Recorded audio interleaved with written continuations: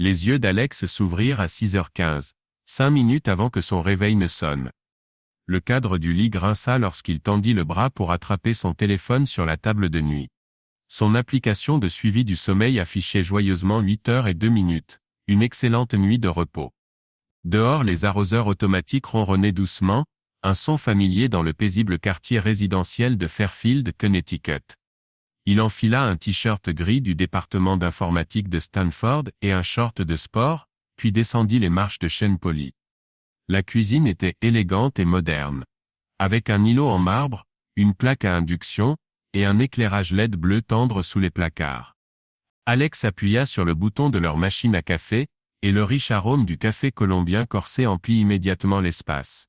« Papa, on peut avoir des gaufres de VO aujourd'hui ?» Max, leur petit garçon énergique de 7 ans, fit irruption dans la cuisine en premier, portant encore son pyjama mandalorian. « Seulement si tu finis tout ce qu'il y a dans ton assiette, » répondit Alex, sortant la pâte à gaufres du congélateur.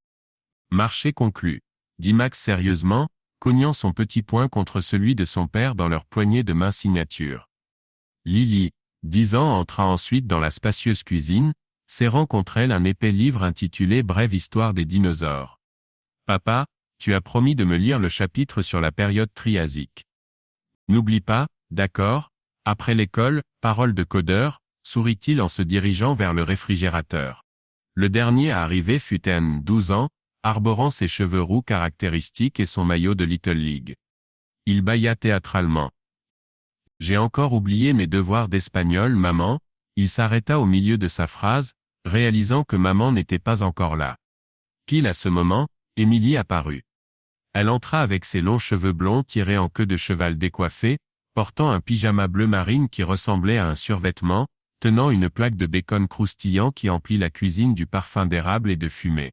« Bonjour l'équipe », annonça Émilie, déposant un rapide baiser sur la joue d'Alex sans perdre le rythme. « Capitaine, petit déjeuner se présente au service », répondit-il avec une précision militaire feinte. Les enfants prirent place sur les hauts tabourets de bar, attrapant la confiture de framboise et le beurre. Des notifications clignotaient sur l'écran intelligent fixé au mur, SP en hausse de 0,3%, Bitcoin teste à nouveau les 7000. Alex y jeta un coup d'œil par habitude. « Papa, on peut s'entraîner au lancer après l'école ? Le tournoi c'est dans 2 jours, demanda Ethan. « Absolument.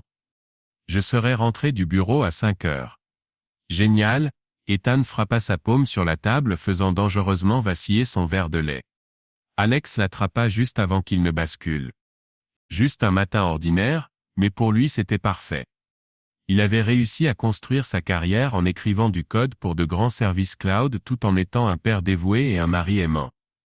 Dans cette routine quotidienne, il trouvait un contentement simple et tranquille, bien qu'il n'aurait jamais appelé cela du bonheur à voix haute. Tout était exactement à sa place. Après le petit déjeuner, Émilie emmena les enfants à l'étage pour qu'ils se préparent. Alex vérifia Slack sur son téléphone. Le chat de Vops bourdonnait de discussions sur l'optimisation de la latence pour leur cluster de serveurs européens. Il tapa une réponse rapide, « Je vais résoudre ça à 11 heures. Je ferai une POS. » Il envoya et ferma l'application. « Eh, monsieur toujours au travail ?» vint la voix de sa femme. Elle s'appuya contre l'encadrement de la porte, les bras croisés de manière joueuse. « Tu te souviens que Lily a cette réunion parents-professeurs aujourd'hui, n'est-ce pas ? Je m'en souviens. Je serai là à 3 heures, répondit-il. Parfait, sourit Émilie. Et n'oublie pas de prendre du café en chemin. Elle quitta la cuisine, et Alex se retrouva encore en train de sourire même après qu'elle soit partie. La nuit de banlieue était paisible, interrompue seulement par le passage occasionnel d'une voiture et une douce brise d'est. Il était 2h07 quand Alex se réveilla à un son inhabituel. Au début, il pensa que c'était peut-être le lave-vaisselle, mais celui-ci avait été éteint à 20. Il se glissa silencieusement dessous leur couette légère d'été. La moquette grise moelleuse étouffa ses pas alors qu'il traversait le sol de la chambre. Le ronronnement régulier du réfrigérateur montait d'en bas. Alors qu'Alex passait devant les chambres des enfants, il remarqua qu'une porte était légèrement entr'ouverte. Tout était calme. Max dormait profondément, serrant contre lui sa peluche droïde R2D2. Le murmure venait du bureau d'Emily. Elle travaillait souvent tard, écrivant des articles pour le magazine caritatif local, mais cela ne ressemblait pas à du travail. Tu ne comprends pas, chuchota Emily avec urgence. S'il découvre, tout va s'effondrer. Alex se figea. Seul un mince panneau de bois le séparait de sa femme. Il ferma les yeux, sachant qu'il devrait simplement retourner se coucher. Au lieu de cela, son cœur se mit à battre comme si leur serveur de production avait planté un vendredi soir. Tu avais promis de lui dire après la naissance de Max, dit une voix masculine doucement. Masculine, définitivement pas un appel de travail. J'ai essayé, dit Emily, à peine audible. Mais ensuite il a quitté la banque pour cette start-up, et tout était si incertain. Je ne pouvais pas le faire. Alex colla son oreille plus près de la porte. Une sueur froide coulait dans son dos comme si la climatisation s'était soudain mise en marche à fond. Il reconnaissait cette voix. Ça fait 13 ans, continua l'homme. Ethan, Lily, Max, ils pensent tous que je ne suis que l'oncle Chris. Chris Holton. Le meilleur ami d'Alex depuis l'université, consultant en cybersécurité de 40 ans, et parrain des 3 enfants. S'il te plaît, baisse la voix, chuchota Emily. La maison est silencieuse, mais le son voyage par les conduits. Alex sentit ses doigts devenir complètement engourdis. Le nom seul suffisait à confirmer. Il pressa sa paume contre le panneau de bois. Celui-ci grinça légèrement. Il y eut un silence momentané dans la pièce. Chris appela prudemment. Attends, répondit-elle. Le froissement de papier, puis Emily parla plus lentement, plus clairement, comme si elle choisissait ses mots dans un dictaphone. J'ai vécu avec ce secret trop longtemps, mais les enfants aiment Alex. Il est leur père, pas par le sang, mais par chaque jour de leur vie. Si je révèle tout maintenant, nous allons ruiner leur enfance. Tu sais, dit Chris, la vérité finira par sortir de toute façon. Il y a déjà des tests de salive disponibles dans les supermarchés. Il ne fera pas le test, dit Emily fermement. Il me fait confiance. Pendant le plus bref instant, Alex faillit rire nerveusement, sèchement. La confiance. Il concluait des affaires de millions, implémentait une politique de confiance zéro dans l'infrastructure de l'entreprise et à la maison. À la maison, il laissait confiance égale vrai. Écoute, Chris prit une profonde inspiration. Je suis fatigué de me cacher moi aussi. Fatigué? Tu te montres aux vacances. Moi je vis avec ça tous les jours. Il y eut un léger bruit. Quelqu'un se leva d'une chaise. Alex imagina Chris traversant la moquette, se penchant vers elle. Nous avions de l'amour, M. Ne prétends pas le contraire. J'étais, dit-elle clairement. Mais maintenant Alex est mon mari. Le mot maintenant blessa Alex plus qu'il ne s'y attendait. En fait ils étaient mariés depuis 15 ans. Que signifiait maintenant? Dis-moi honnêtement, la voix de Chris trembla. L'aimes-tu? J'aime la façon dont il s'occupe des enfants. Elle répondit à contre-cœur. Ce n'est pas une réponse. Chris éleva la voix. Le silence dans la pièce devint épais comme une couverture lourde. Alex voulait ouvrir la porte, entrer et montrer qu'il avait entendu chaque mot. Mais il resta là comme cloué sur place. Finalement Emily parla. Lentement, clairement, comme si elle apposait un sceau sur un document. Chris, comprends une chose. Alex n'est pas leur père biologique, mais il est le seul père qu'ils connaissent. Le cœur d'Alex se retourna. La sueur coulait comme s'il avait été assis sous le soleil d'août. Tu es sérieuse? Chuchota Chris. Oui, et que cela reste ainsi. Alex recula de la porte comme s'il avait été électrocuté. Les mots de sa femme avaient enfoncé la vérité simple et dure. Alex n'est pas leur père biologique. Il sentit ses genoux fléchir. Je suis désolé, ajouta-t-elle. Mais il ne le saura jamais. Il fallut un moment à Alex pour réaliser que sa main touchait encore l'encadrement de la porte. Il retira sa paume. Un pas en arrière.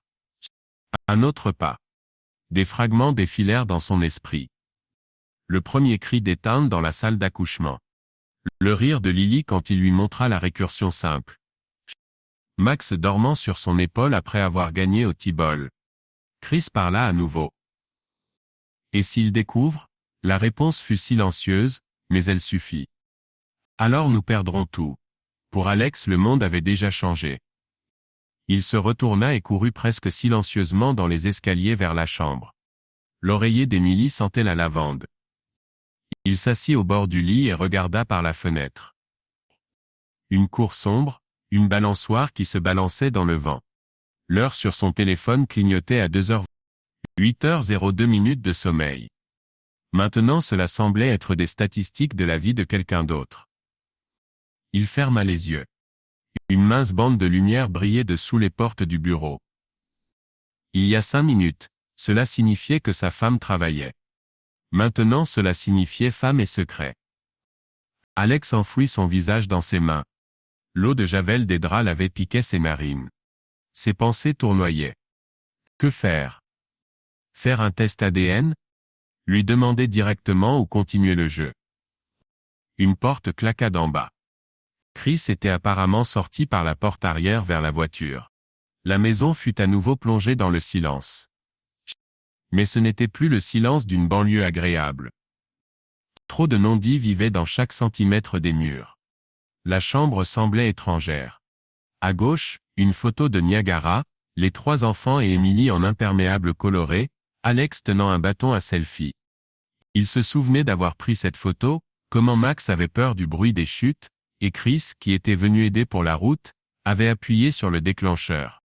Pas le moment, chuchota Alex à lui-même. Il s'allongea lentement à côté du côté vide du lit, laissant quelques centimètres entre lui et l'endroit où Emily dormait habituellement. La bande de lumière sous la porte du bureau était toujours allumée. Ses yeux s'ajustèrent à l'obscurité et chaque objet prit une nouvelle netteté. Les dessins des enfants sur le mur du couloir, le revers de son costume, prêt pour la réunion du matin. La boîte de 7 Lego que Max n'avait jamais rangée. Des objets ordinaires, mais maintenant preuve d'une histoire différente. Alex se tourna sur le côté, regardant le plafond. À l'intérieur il y avait un martèlement fort, pas ses enfants, pas les siens. La phrase d'Emily se répétait comme si un enregistrement audio s'était bloqué. Il n'est pas leur père biologique. Le vent hurlait dehors et la pluie commença à marteler le toit.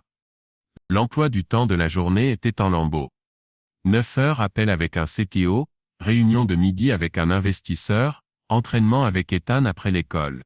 Tout était encore au même endroit sur le calendrier, mais le sens avait disparu. Alex se retourna face contre l'oreiller, essayant de se forcer à respirer régulièrement. La porte dans le couloir cliqua doucement. Les pas d'Emily étaient à peine audibles comme si elle marchait sur la pointe des pieds. Elle ouvrit la porte de la chambre, un peu, jeta un coup d'œil. « Tu dors ?» chuchota-t-elle. Il ne répondit pas. Elle remonta la couverture jusqu'à ses épaules, comme elle le faisait habituellement quand il avait froid. Sa main s'attarda un moment, puis les pas s'éloignèrent. La porte se ferma. Alex ouvrit les yeux. La bande de lumière avait disparu. L'ombre du câble amarré au plafond s'était allongée comme une fissure. Il réalisa que ce n'était que le début. Mais ce soir, pas de confrontation. C'était trop dur de respirer pour même parler. Il serra l'oreiller contre sa poitrine comme un bouclier. À travers le bruit de la pluie, du vent et du bourdonnement intérieur, il ne pouvait distinguer qu'une phrase, la voix d'Emily. Il ne saura jamais. Il n'est pas leur père. Ces mots posèrent la dalle finale sur les fondations de la scène idéale, transformant sa vie en quelque chose de nouveau et d'inconnu. Alex dormit à peine. Jusqu'à l'aube il essaya de se convaincre que les chuchotements nocturnes derrière le mur étaient une sorte de rêve. Le surmenage, couvrant son ouïe d'une hallucination.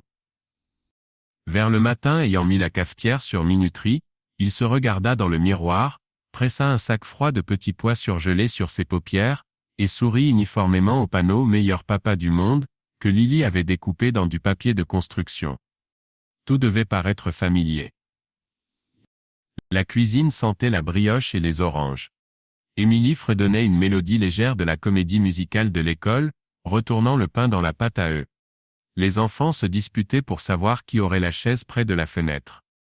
Alex, mettant une tasse sous le moussoir, remarqua que sa femme avait déjà enfilé un jean et un pull qu'elle avait l'habitude de changer après que le bus scolaire ait disparu au coin de la rue. Le téléphone d'Émilie était face contre table. Une coïncidence, il tendit une assiette à Max, louant le beurre de cacahuète soigneusement étalé, mais il nota chaque petit détail du coin de l'œil. La lumière dans le couloir du bureau était éteinte, bien qu'Émilie laisse habituellement son ordinateur portable en station là-bas.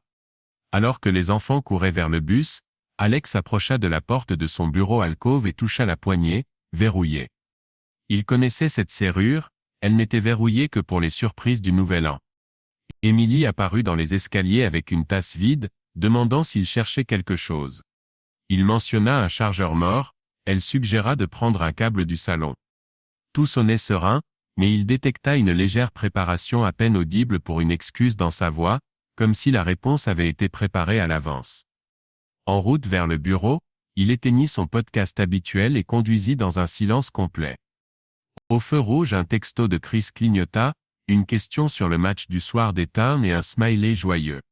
Alex voulut automatiquement taper bien sûr, mais posa plutôt le téléphone.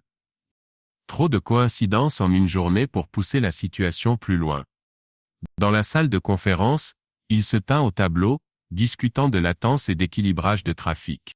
Sa bouche prononçait les bons termes, sa main dessinait des diagrammes, mais sa conscience hochait vers le passé.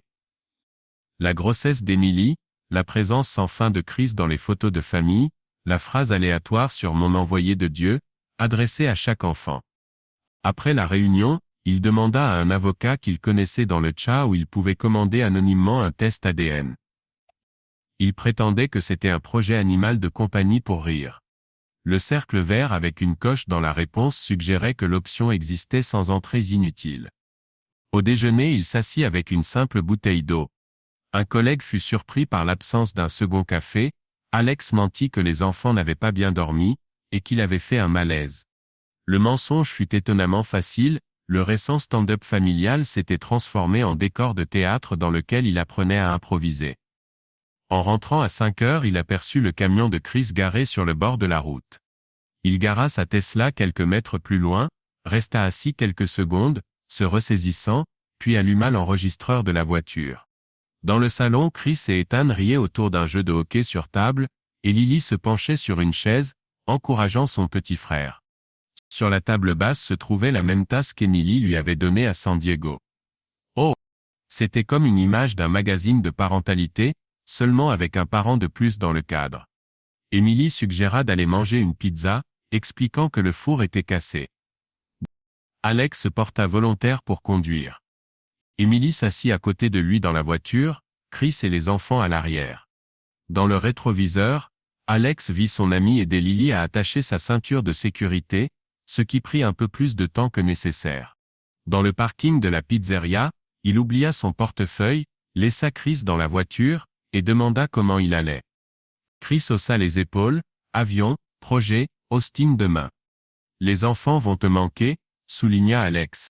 Chris ricana, il ne venait pas ici si souvent. La phrase sembla résonner dans l'air, trop défensivement, comme une réplique répétée devant un miroir. Ce soir-là, après que les enfants soient allés se coucher, Alex dit qu'il allait prendre une douche, mais se dirigea vers le bureau. La combinaison du verrou était l'anniversaire d'Ethan. Ses doigts tapèrent les chiffres d'eux-mêmes. Le tiroir du haut contenait les fournitures de bureau habituelles, mais le second tiroir contenait une enveloppe épaisse, sans marque. Il sortit les feuilles. Le logo de la clinique de services génétiques de Fairfield, la date qui correspondait à sa première grossesse. La colonne paire était barrée d'un marqueur épais, mais si on tenait le papier à la lumière, Hal était visible. Il photographia les documents et les referma comme s'il n'avait rien touché. Emily appela du couloir. Il sortit et dit qu'il vérifiait combien de papier il restait pour l'imprimante. Elle le regarda un peu plus longtemps que d'habitude puis hocha la tête. À ce moment, Alex réalisa qu'elle et Chris marchaient dans la maison comme dans un champ de mine depuis longtemps. Il n'avait simplement pas vu les drapeaux placés auparavant. Cette nuit-là, la maison était silencieuse. Il s'installa sur le canapé avec son ordinateur portable. Mais au lieu de code, il ouvrit ses notes et griffonna une courte liste de ce qui avait changé dans les dernières 24 heures. Les chuchotements, le bureau verrouillé, l'écran de téléphone retourné, la connaissance parfaite de crise des horaires des enfants, les documents de la clinique génétique. Il envoya le fichier à son adresse de travail, pour qu'il reste dans le cloud au cas où son ordinateur domestique redémarrerait accidentellement. En essayant de dormir, il attrapa un faible espoir. Et s'il s'était trompé avec la lumière? Et si les lettres sous le marqueur apparaissaient? Et si les statistiques oculaires ne signifiaient rien? Mais chaque fois que cette pensée grandissait, la cabine de la voiture apparaissait devant son œil mental, où Chris tapotait négligemment Ethan sur l'épaule de manière amicale. Alex entendait son propre cœur aussi clairement que s'il était assis dans un studio insonorisé.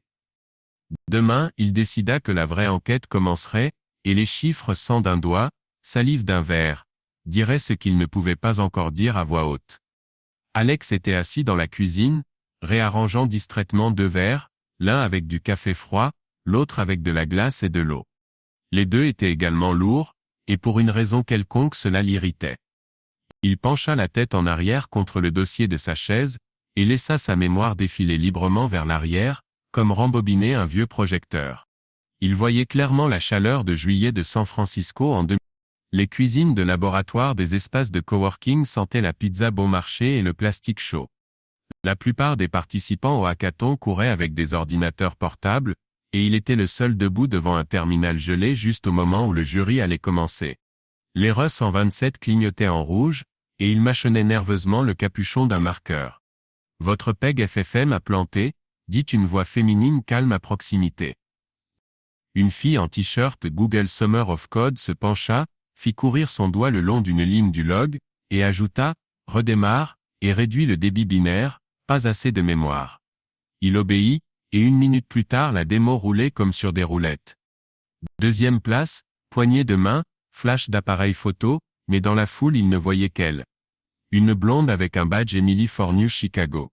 Il faut qu'on dîne, exhala-t-il après la cérémonie. Économise ton argent, ricana-t-elle. J'ai vécu de pizza gratuite toute la semaine, mais j'ai encore du café.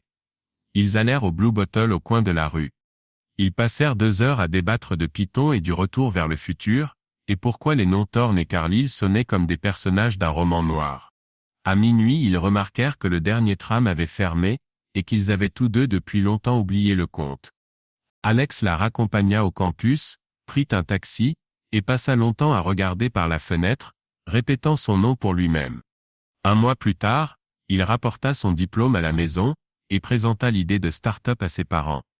Sa mère, Susan Carlyle, examina son fils d'un œil critique, comme si elle évaluait si le tissu de son costume supporterait un second nettoyage à sec.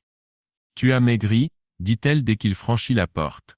« Ils ne te nourrissent visiblement pas en Californie. » Au dîner, Susan énuméra les succès de ses connaissances, et le fils de Grice devint associé junior chez Goldman, la fille d'une amie épousa un financier de Boston. Chaque nom était accompagné d'un regard dans la direction d'Alex, « Compare » disait-elle. « Quand vas-tu montrer ton projet à un investisseur ?» demanda-t-elle finalement, et sans attendre de réponse ajouta, « Les startups ne sont que des ennuis, aucune stabilité. » Perd tout ça et se cacha derrière le journal. Son rôle dans la famille avait toujours été celui d'une base d'arrière-plan, chaleureuse mais pas bruyante. Alex voulait qu'Emily fasse une visite décontractée à ses parents sans fanfare. Ils arrivèrent dans le Connecticut le jour de Noël 2000.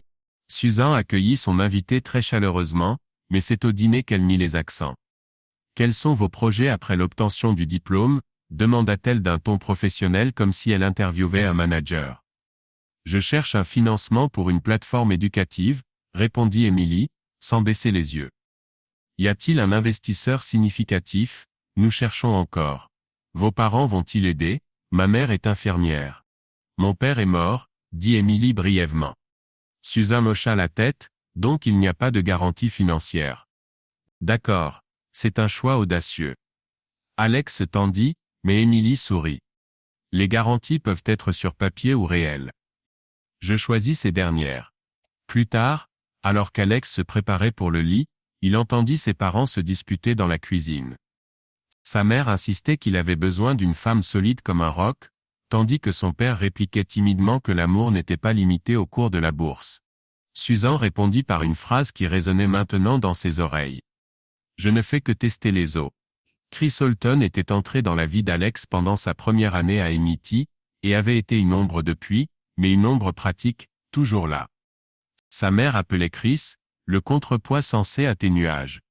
Le 4 juillet 2010, lors d'un barbecue familial, elle assit Chris à côté d'Emily.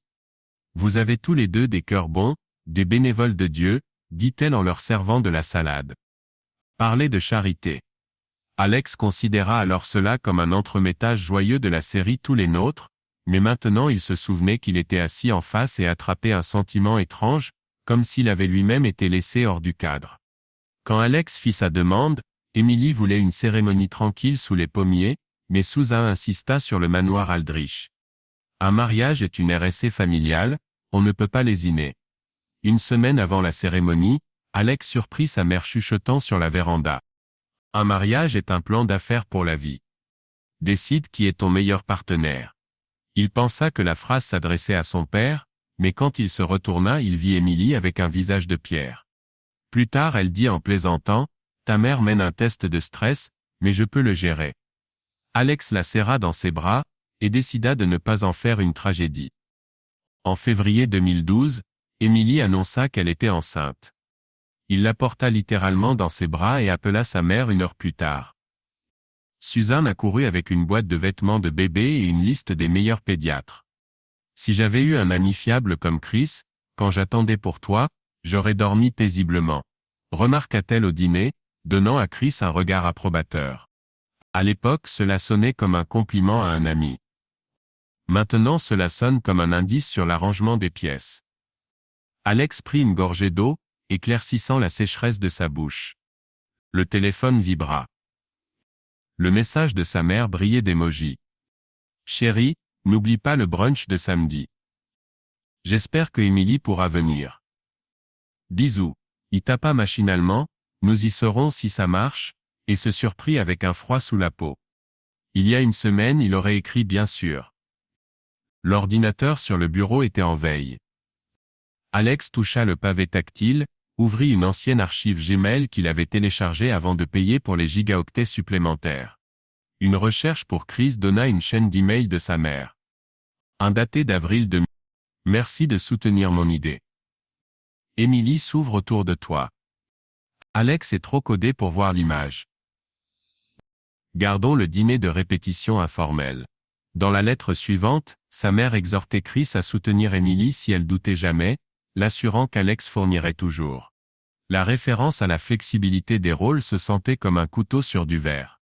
Et finalement, un email court 2 semaines avant le mariage. La chambre 414 est réservée. La discrétion est importante. Il te fait confiance. Les mains d'Alex tremblèrent. Les lignes de la lettre ondulèrent devant ses yeux. Il se leva, sentant comme si l'air dans la pièce s'était transformé en sirop épais. « Maman m'a piégé », dit-il à voix haute. Les mots restèrent suspendus sans écho, mais son cœur battait plus fort que le tic-tac d'une horloge murale. Le scandale semblerait bon marché maintenant. Il ferma l'ordinateur portable, ouvrit un nouveau document, et l'intitula Root_Analysis. Le réflexe d'ingénieur était encore intact. En point, il lista les dates, lettres, motifs probables. Contrôle maternel, statut sponsor fiable, intérêt de Chris, sentiment ou vanité. Le rôle d'Emily entre ambition et trac. Il sauva le fichier dans le cloud, le dupliqua sur une clé USB, et le cacha dans une boîte Lego, comme s'il se préparait pour une perquisition. L'horloge montrait 2 heures. Dans 40 minutes, il devait aller chercher Max à la garderie après l'école. Il connaissait le trajet au millimètre près, mais Alex se sentait comme un étranger dans sa propre vie. Un panneau d'enfant, meilleur papa du monde, le regardait depuis l'étagère. Il le toucha du bout du doigt, vérifiant si la colle tenait et commença à se souvenir du conseil de son père dit une fois dans le garage, « Garde un cœur ouvert mais construis tes propres murs. » Alors cela sonnait trivial maintenant comme un guide de survie. Il sortit le test ADN qu'il avait commandé ce matin du tiroir, le mit dans sa veste et éteignit la lumière dans la cuisine. Il n'y aurait pas de scandale jusqu'à ce que les faits parlent en chiffres. Que tout s'effondre de lui-même quand les résultats seraient connus. Il ferma silencieusement la porte d'entrée, et la maison resta derrière, calme et silencieuse, comme si elle avait toujours été le décor de la pièce de quelqu'un d'autre. Alex se leva avant l'aube. Le café avait secoué ses nerfs, mais ne lui avait apporté aucune clarté. Il y avait un trou des deux côtés. À gauche, sa confiance en sa femme s'était effondrée, à droite en son ami, qu'il connaissait depuis presque la moitié de sa vie. Il s'assit à son bureau dans le bureau, il venait rarement ici, préférant la cuisine ordinateur portable, mais aujourd'hui il était important de s'enfermer. L'ordinateur portable réchauffait notablement ses genoux alors qu'il se remémorait le passé.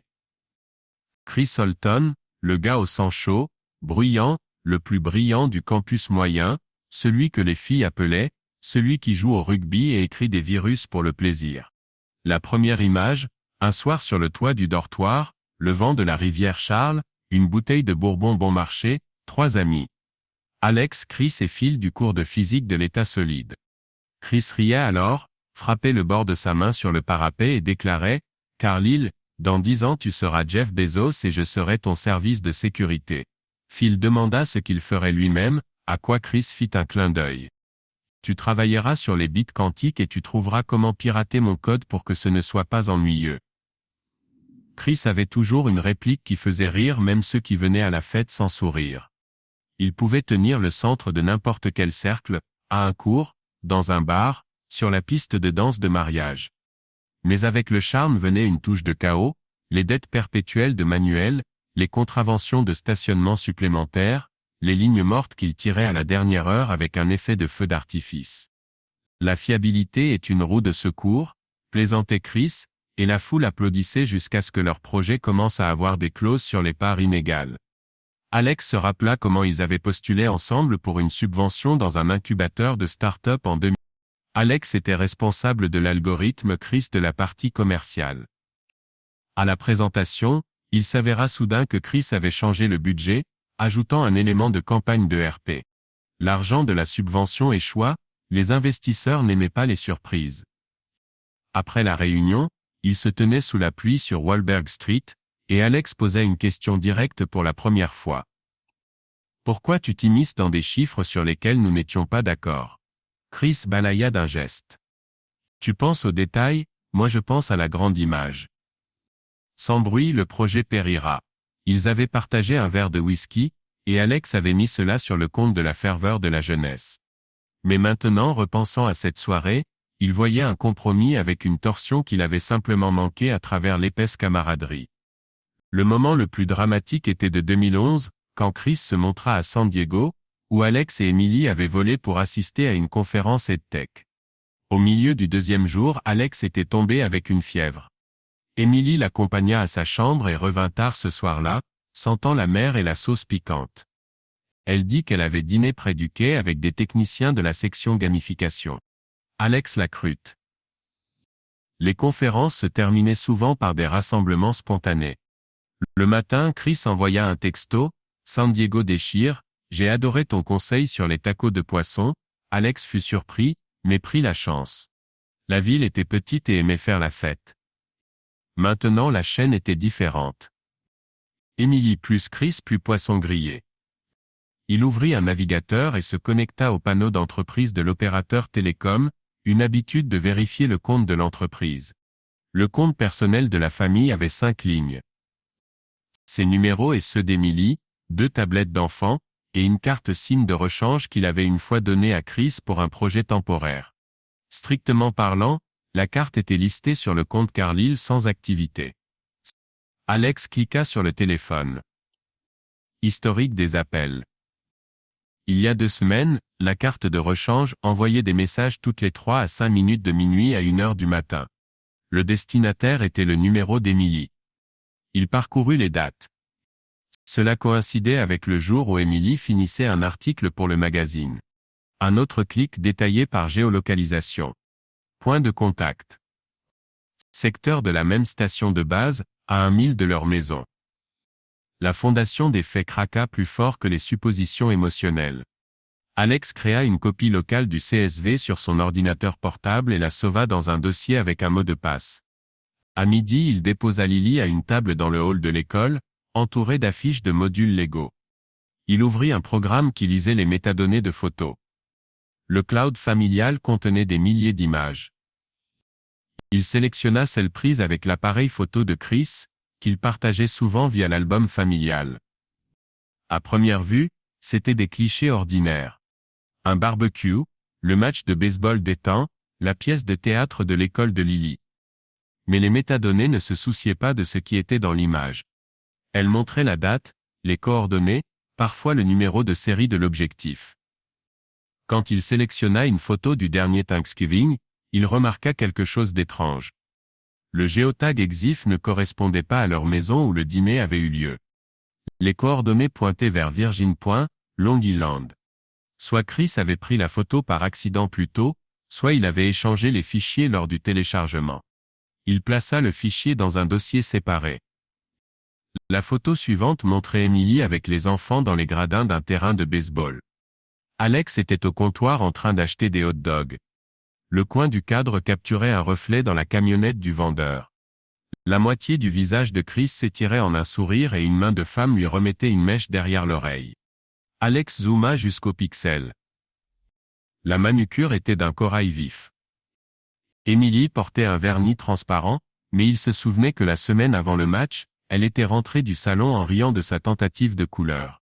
Le soir, quand la maison était remplie de voix d'enfants, Alex ferma son ordinateur portable et descendit au salon. La télé diffusait un dessin animé, Max faisait tourner un fidget spinner, Emily coupait des fruits dans des assiettes. Tout était familier, comme une publicité rapide. Dans le coin du canapé traînait un livre épais à la couverture en faux cuir, un album photo qu'Emily imprime chaque année avant Noël. Alex s'assit à côté d'elle et feuilletta les pages. Chris apparaissait dans presque chaque double page. Parrain, entraîneur adjoint, oncle Père Noël. Pendant des années, cela avait semblé être de la pure générosité. Maintenant un nouveau détail avait émergé. Dans chaque cadre où Chris ne regardait pas l'appareil photo, son regard était dirigé vers Emily. Pas vers les enfants, pas vers l'objectif, seulement vers elle. Alex cacha le tremblement de ses paumes et sourit à son fils, qui demandait s'il pouvait mettre le deuxième épisode. Sa voix sortit posée. Cette nuit-là, dans la cuisine, il sortira un vieux disque dur du tiroir avec le manuel du four. Il contenait des archives de correspondance EM et ICQ de ses années d'université. Il dut installer un émulateur de l'ancien client. Une recherche sur Emily dans les conversations révéla des fragments de phrases. Elle ne comprend pas à quel point il investit en elle. J'ai peur que ça se transforme en une dette qu'il ne demandera pas à être remboursée. Parfois ton meilleur ami est le type qui te protège de la vérité. J'ai besoin d'elle dans l'équipe. Il faut juste qu'il sache qu'il y finance nos enfants. Et, c'est une blague. N'aie pas peur. Les émoticônes de l'époque 2010 ressemblaient maintenant à des masques sarcastiques. Puis la conversation s'arrêtait, apparemment Chris avait supprimé certains journaux. Mais un fragment suffisait à donner des frissons dans le dos. Nos enfants dans la bouche de Chris, 29 ans, il y a 17 ans, étaient figuratifs. Maintenant, connaissant la conversation de cette nuit, Alex voyait le sens littéral. Il se renversa dans sa chaise, sentant à quel point il était dégoûtamment facile pour un ami de devenir un étranger. Une scène de leur fête de remise de diplôme de 2011 lui revint en mémoire. Ils étaient debout au bar Miracle. Alex lui racontait qu'il avait demandé Emily en mariage. Chris lui avait tapé sur l'épaule, crié 3 tequilas au barman et porté un toast. Pour une amitié qui peut résister à tous les secrets. Tous les secrets, avaient sonné romantique alors, comme un sirop épais sur les mots. Maintenant c'était une préface à ce qui s'était passé plus tard. Vers le matin, Alex étala un diagramme sur la table, une simple carte mentale sur une feuille de papier Whatman. Au centre se trouvait un cercle, Union Emily-Chris. Des branches avec des faits s'en étendaient. Conversation 2007. Examen de carte SIM de rechange. Reflet photo, baseball. Discordance EXIF. Conversation de lettre de maman.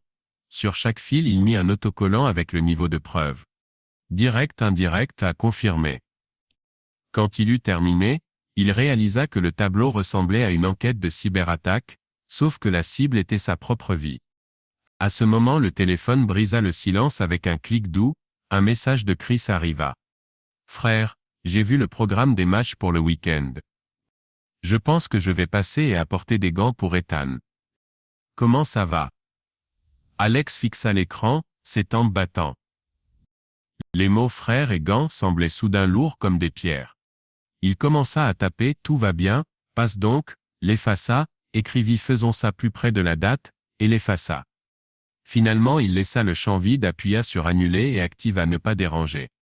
Il y avait un café inachevé sur la table à côté, le deuxième de la nuit.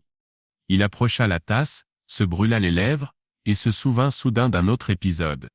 2013, le premier anniversaire de Max. Chris avait offert au petit garçon une batte de baseball presque aussi grande que l'enfant lui-même. Au début, tout le monde avait ri, mais plus tard Alex remarqua, Chris prenant Emily par le coude et lui chuchotant quelque chose. Elle souriait avec ses yeux, regardant vers le gâteau. Alors Alex avait mis ça sur le compte de la proximité amicale. Maintenant, chaque geste, touché, regard était repensé. La toile du passé était recousue avec un nouveau fil. Si on en tire un, toute la toile va-t-elle s'effondrer? Alex souriait encore sur les photos de famille, emmenait ses enfants à l'école, animait des stand-up sur Zoom, mais à l'intérieur il vivait déjà dans un fuseau horaire différent, où la journée n'était pas divisée en matin, après-midi, soir, mais en collecté, enregistré, sauvegardé. Il décida de ne pas crier, de ne pas casser de vaisselle, de ne pas lancer d'accusations jusqu'à ce que chaque détail du secret soit dans un rapport qui pourrait être déposé avec l'affaire judiciaire. Lundi après-midi, il monta au 20e étage d'un immeuble de bureaux anonymes à Stanford. L'enseigne sur la porte indiquait « Holt & Falk Investigation Forensique et Domestique ». À l'intérieur, parmi les cloisons grises, il y avait une odeur d'imprimante laser et de café sans lait. « Monsieur Carlis je suis Miranda Holt », se présenta une femme dans la quarantaine avec les mouvements précis d'un ancien flic. Ses cheveux étaient tirés en chignon, et il n'y avait qu'un carnet couleur ciel et une batterie d'enregistreur numérique sur la table. Alex posa un dossier avec un autocollant jaune collé sur le dessus des feuilles avec des calculs de latence, confiance faux. « J'ai besoin d'établir les faits sans fuite, » dit-il, dont la loyauté est en question, épouse et meilleure amie.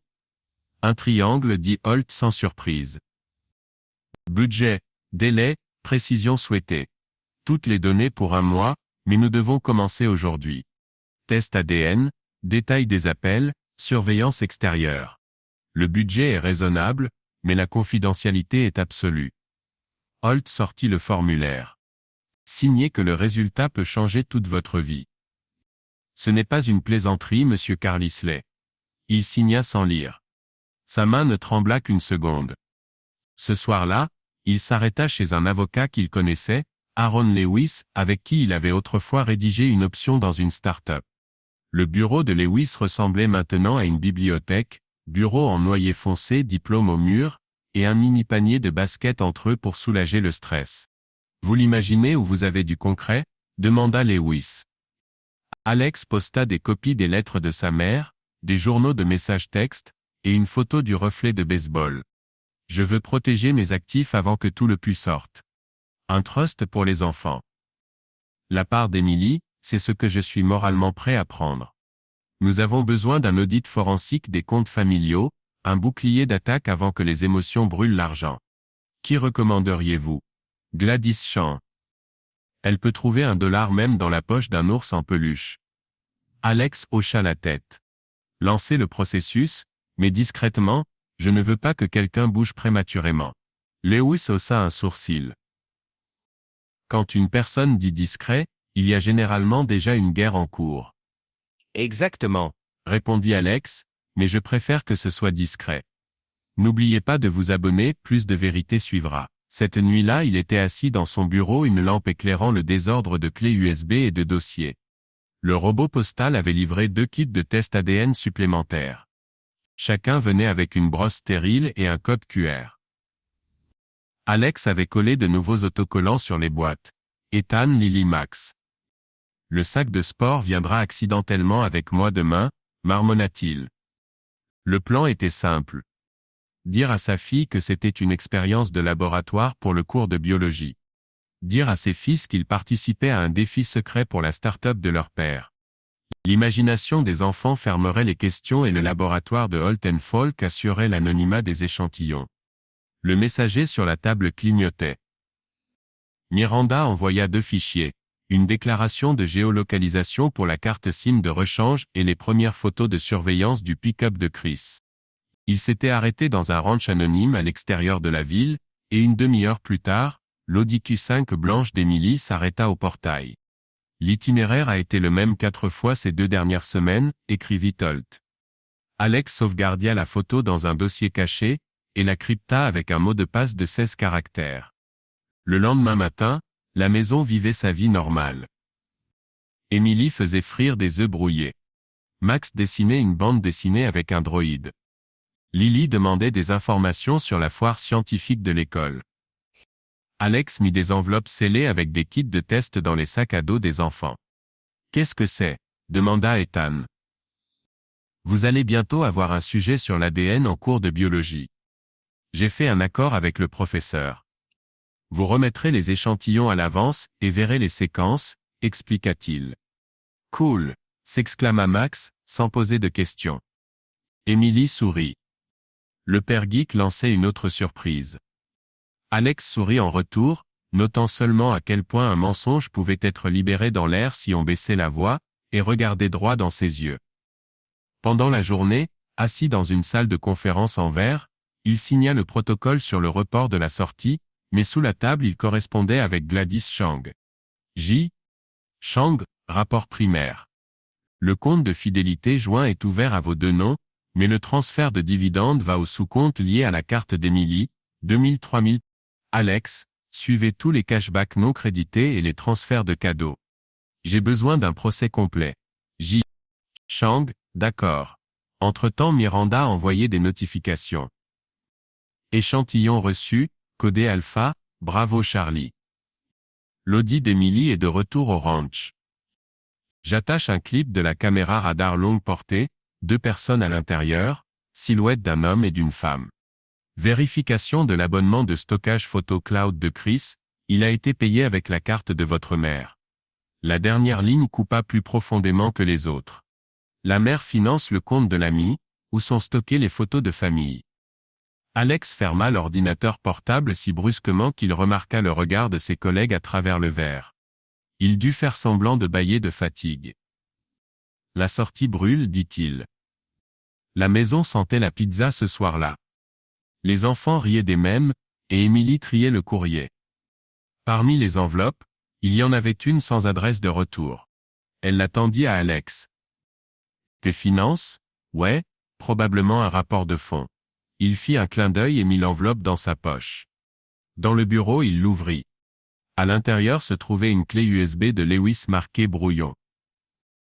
Dessus se trouvait un schéma de distribution d'actifs 60% dans un trust pour les enfants, 20% dans un compte de réserve, 20% un fonds liquide pour les dépenses imprévues. Une lettre était attachée au document. Cliquez quand vous décidez de passer de la phase silencieuse à la phase ouverte. Alex mit la clé USB dans le coffre-fort. Il portait maintenant la clé du coffre-fort sur une chaîne avec une bague. Le son du métal frappant le métal sonnait comme une cloche silencieuse. À minuit, Miranda fit son rapport. Les images de drone avaient révélé une combinaison balançoire et toboggan dans la cour arrière du ranch. Une version améliorée de la leur, mais portant encore le même autocollant acheté en magasin. Pourquoi ont-ils besoin d'un deuxième site ? Demanda Alex dans un message audio. Parfois les adultes ont besoin de couverture, dit Holt. Mais je vais vérifier les comptes. Si l'achat a été fait avec la carte de votre mère, c'est échec et mat. Il éteignit le microphone et scruta la carte satellite. La maison, la colline, le toboggan, tout semblait être une copie miniature de sa cour. Comme si quelqu'un avait construit une scène de rechange pour répéter l'idole de quelqu'un d'autre là-bas. Mercredi matin, Alex déposa les enfants à l'école et se dirigea vers la banque sur Park Avenue. Le conseiller financier, un homme grand en costume couleur acier, apporta un dossier intitulé « Structure protectrice ».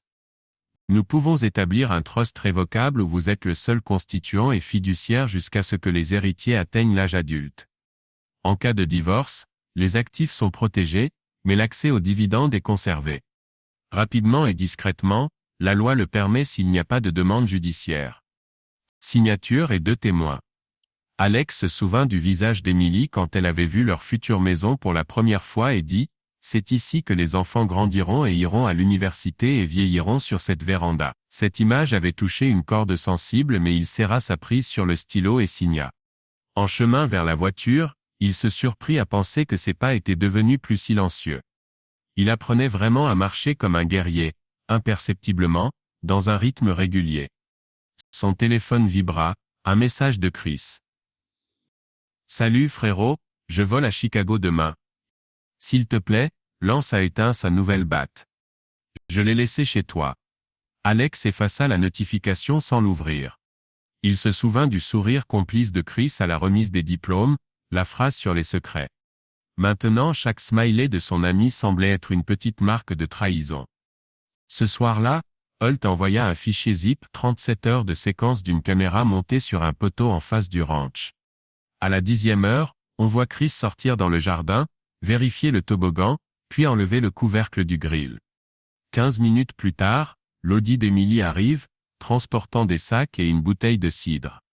Il y a des sièges auto pour bébé à l'intérieur, mais ils sont vides. Alex met en pause l'image où Chris pose sa main sur la taille d'Emily. Il écouta sa propre respiration.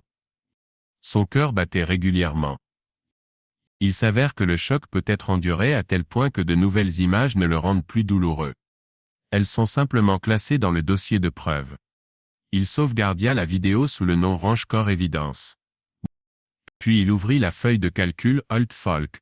Éléments kit ADN flux de trésorerie, extérieur, vérification électronique.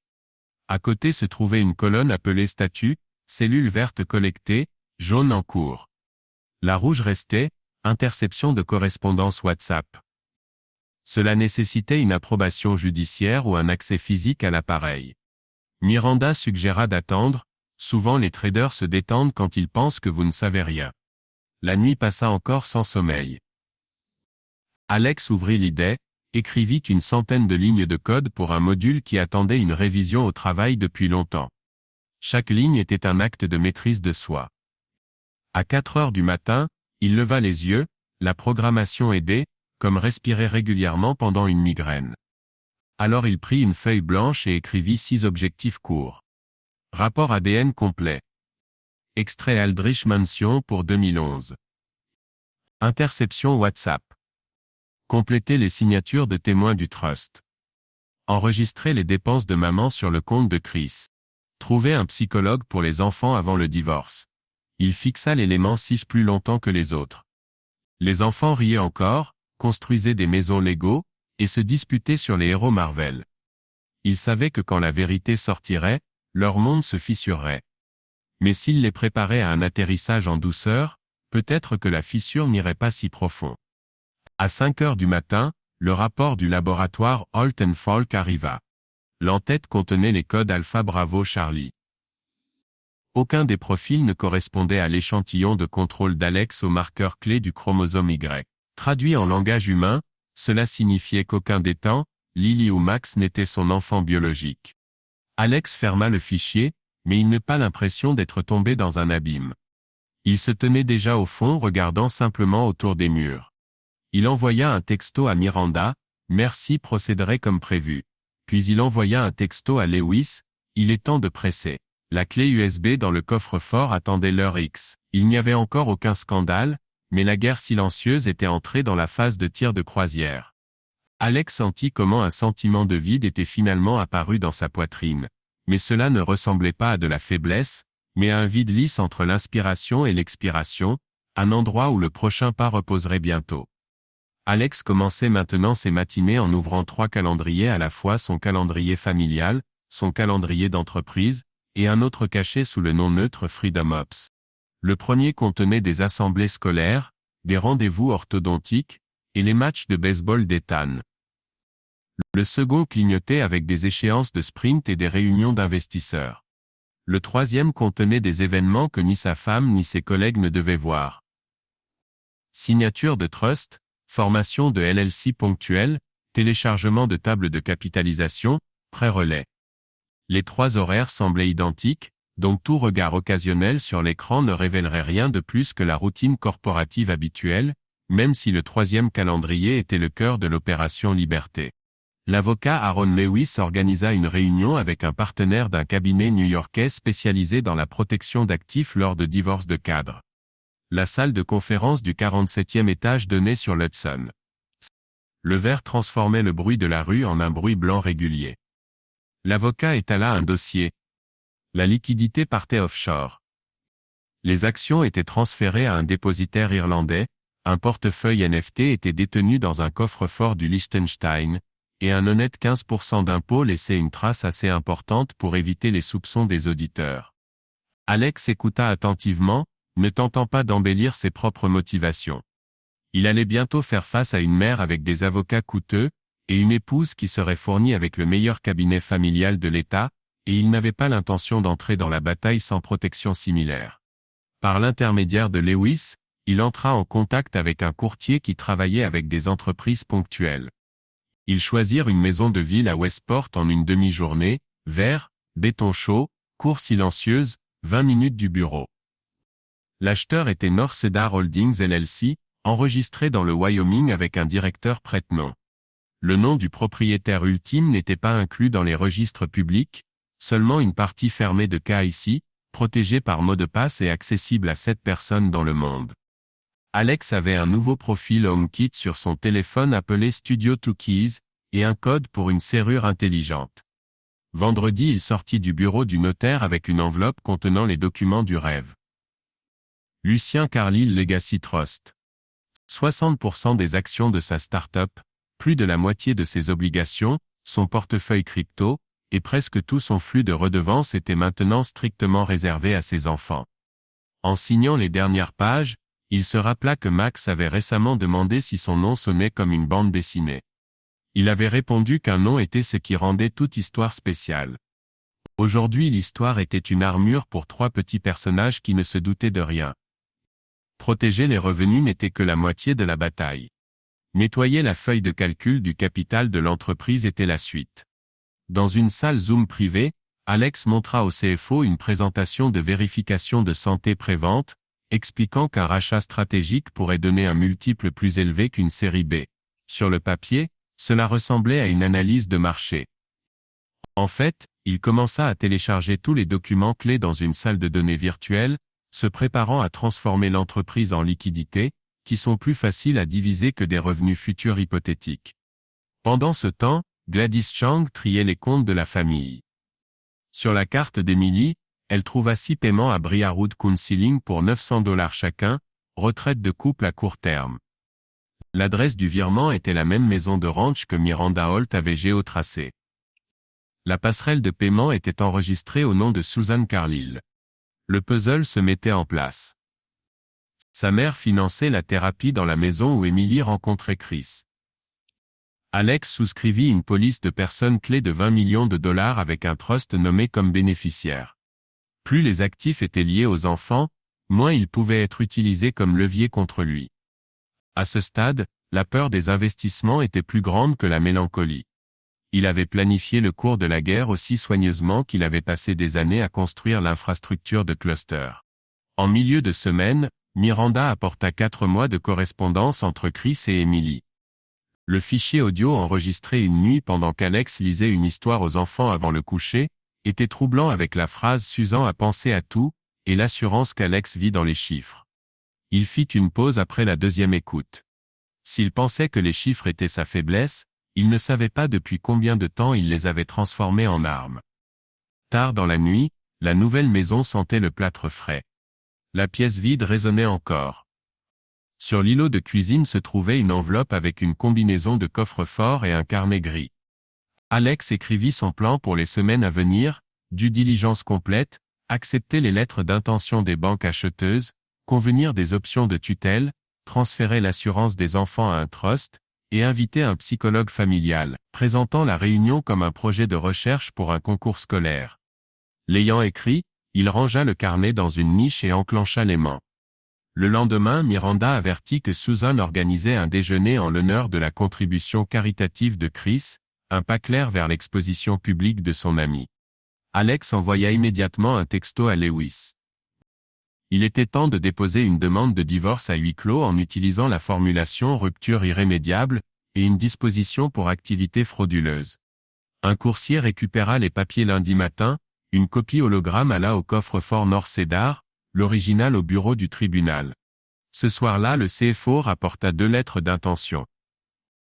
Une banque offrait 120, l'autre 128 millions pour une participation de contrôle. Alex répondit diplomatiquement, mais dans son esprit il calculait déjà. Même si l'argent était divisé en 2, chaque enfant aurait assez pour une éducation, une première maison, et le début de n'importe quel rêve. Le simple fait d'avoir de l'argent à l'horizon donnait un sentiment d'air. Il était près de minuit, et il se tenait près de la fenêtre de la cuisine de sa maison, regardant les réverbères peindre l'asphalte mouillé de taches ambrées. L'horloge tiquait derrière lui, et son téléphone dans sa poche lui rappelait que demain il devait donner à Miranda le mot de passe pour accéder à ses réserves cloud. Dans une semaine, le rapport du psychologue arriverait dans la première audience à huis clos. La maison vivrait comme d'habitude. Jus d'orange du matin, trajet vers l'école, blagues sur les maths au petit déjeuner. Seulement maintenant, sous cette façade se dressait une forteresse de trust, d'entreprises ponctuelles, de polices d'assurance, et de correspondances cryptées. Sur ces murs intérieurs, Alex laissa de la place pour un seul mot: liberté. En novembre, le Connecticut sentait les feuilles mouillées et la fumée des cheminées. Alex posa la dinde sur une dalle de marbre chauffée pour qu'elle refroidisse, vérifiant que l'argenterie était de niveau. 3 fourchettes à gauche, un couteau et une cuillère à droite, verres disposés en diagonale comme sa mère le lui avait appris. 3 bougies basses brûlées sur la longue table en chêne, entre elles se trouvaient des enveloppes blanches plates, une pour chaque place sauf celle des enfants. Le papier était épais et cotonné, les rabats étaient tachés de cire bleu foncé. La porte claqua, et la maison se remplit du bruit habituel. Max fut le premier à courir. « Papa, regarde, j'ai trouvé le gland le plus rond. » Lily suivit, portant un livre sur les lézards anciens. Et Ethan montra une balle de baseball autographiée par l'entraîneur. Emily s'attarda dans le couloir, aidant Susan et Mark à enlever leurs manteaux. Susan souriait, immobile comme dans les photographies de magazines. Mark ajusta silencieusement ses lunettes, prêt à disparaître dans l'ombre de n'importe quelle scène. La dinde était parfaite cette fois, dit Emily, inhalant le parfum de cannelle et de sauge. Elle remarqua les enveloppes, mais ne fit que hausser un sourcil. Commencera après le discours d'acceptation, dit Alex calmement. Chris était en retard de 10 minutes.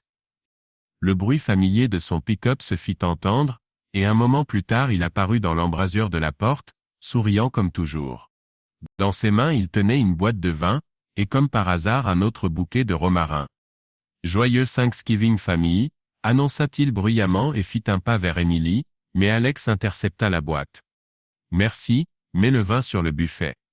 Chris hocha la tête, essayant encore de maintenir son charme de Mark et s'assit entre Lily et Mark. Son enveloppe était juste devant son assiette. Il jeta un coup d'œil de côté, mais ne dit rien. Quand tout le monde eut pris place, Alex se leva. Le bruit des voix d'enfants ne se calma pas immédiatement. Ils attendaient la blague habituelle de leur père, mais ils se tenaient trop droit. En cette fête, nous avons toujours rendu grâce pour ce qui nous unit, commença-t-il. Aujourd'hui je veux remercier la vérité, même quand elle arrive tard. Susan redressa le dos. Alex, les enfants, avertit-elle doucement. Laisse-les entendre. L'interrompit-il, atteignant la première enveloppe. Lily, Max et Tan, c'est une fête de famille.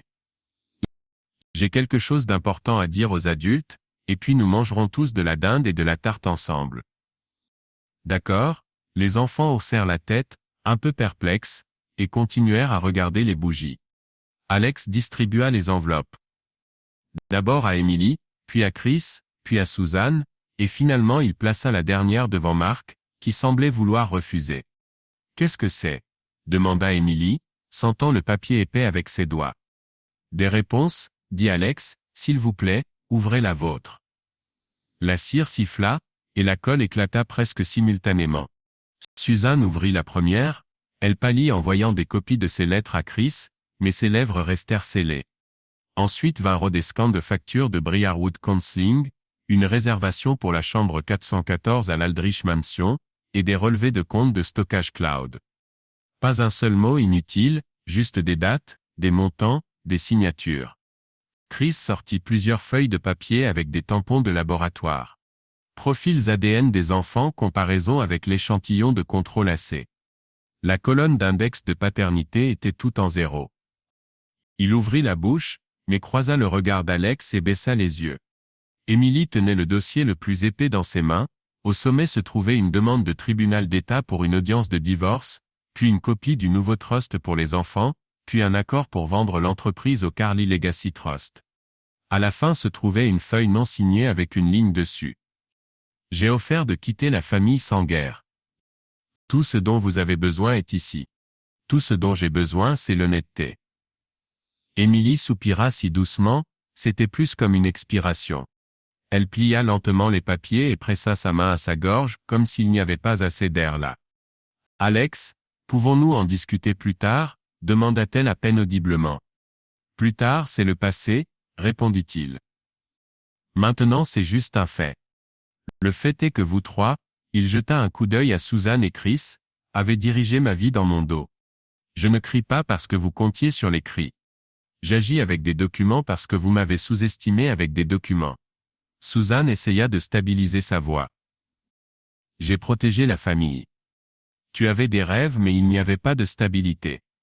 Maman, tu as vendu ma stabilité à un autre, dit Alex, et tu m'as fait aimer les mensonges du premier au dernier mot. » Marc parla finalement, étouffé, comme s'il avait déchiré les liens sur sa poitrine depuis longtemps. « Suzanne, tu savais tout ça ?» Sa femme se retourna, un léger tremblement dans la voix. « Je pensais que ce serait mieux pour nous tous. » Pour qui exactement? Marc regarda l'enveloppe comme s'il entendait sa propre paume sur papier pour la première fois. Chris prit une profonde inspiration. « Alex, je n'essaie même pas, » l'interrompit Alex. « Tu auras une chance de tout expliquer aux avocats, les miens et les tiens. » Il se tourna vers les enfants à nouveau, lentement, soulignant chaque mot. « Les enfants, maman et moi vous parlerons plus tard. Vous n'êtes coupables de rien. Vous êtes la principale raison pour laquelle nous sommes tous ici. » Max leva la main comme en classe. « Papa, la dinde va refroidir. » Alex hocha la tête et sourit. Le sourire était doux, complètement différent d'une minute auparavant. « Tu as raison mon fils, une dinde ne devrait pas souffrir des erreurs d'adulte. » Il découpa l'oiseau proprement comme un chirurgien. La pièce était silencieuse, mais pas vide, presque soulagée. Tout ce qui était caché avait atterri sur la table avant les couteaux et les fourchettes. Émilie essuya 2 traînées de larmes de ses joues. Suzanne regardait son assiette. Chris déplaça sa chaise un peu plus loin, essayant de respirer régulièrement. Marc se versa de l'eau, et la but d'un trait comme pour rincer l'amertume. Il posa le couteau sur la table et prit sa propre enveloppe, vide sauf pour une photo. Lui avec ses 3 enfants à Niagara, souriant à l'appareil photo, tenant un bâton à selfie. Il tourna la photo face à la table, comme pour dire, le passé n'est pas effacé, mais stocké au dos. Maintenant bon appétit, dit Alex, s'asseyant et regardant tout le monde à la table. Ceux qu'il aimait et ceux qui l'avaient trompé. Le dîner semblait avoir recommencé, seulement l'air était plus lourd et les lignes sur leurs visages plus nettes. Et pourtant les enfants mangèrent avec appétit comme pour prouver que la gratitude avait ses propres racines plus profondes que n'importe quel mensonge. Disparition. L'accord se conclut à 9h57, heure de New York, avec juste 3 signatures électroniques et une confirmation du dépositaire. Un chiffre clignota sur l'écran de la tablette, 128 millions virés. Une seconde plus tard, il se divisa en 7 flux comme une rivière rencontrant son delta. Le trust des enfants, la dotation caritative de son père, une réserve légale, l'assurance, et plus important, 2 comptes ouverts sous son nouveau nom à Zurich et Singapour. Alex se renversa dans le fauteuil du bureau privé de la banque et ferma les yeux. La climatisation bourdonnait encore dans ses oreilles, et l'odeur de lambris en bois poli remplissait ses oreilles. Lewis hocha la tête silencieusement, tout s'était passé en douceur. Hier, le tribunal avait approuvé l'accord de divorce. Émilie reçut la maison, la moitié des actifs blancs, et un engagement à garder le silence sur les détails. Suzanne avait signé le règlement quand elle réalisa qu'autrement elle risquait une enquête sur la fondation. Chris avait disparu avant tout le monde, déménageant à Denver, où personne ne l'appelait plus parrain. À la sortie de la banque, il y avait une Tesla Model S noire, mais c'était pas sa voiture. Un chauffeur contractuel était au volant. Alex s'assit sur le siège arrière avec du cuir qui sentait encore l'usine et dit une phrase, « Aéroport terminal D, zone privée ». Par la fenêtre de l'avion, New York rétrécit en un échiquier pâle. Il écrivit une dernière lettre aux enfants, aucun reproche, juste des raisons. Parfois un adulte doit se cacher pour construire une nouvelle rampe de lancement. Il laissa à Lily un lien vers un canal privé avec des livres, à Max une adresse pour envoyer des bandes dessinées, à Ethan une clé crypto qui s'ouvrirait quand il aurait 18 ans. Premier arrêt, Lisbonne. La ville était un ensemble de tuiles et de vents, rues doucement parlées, toits carrelés, café au centre de Canel.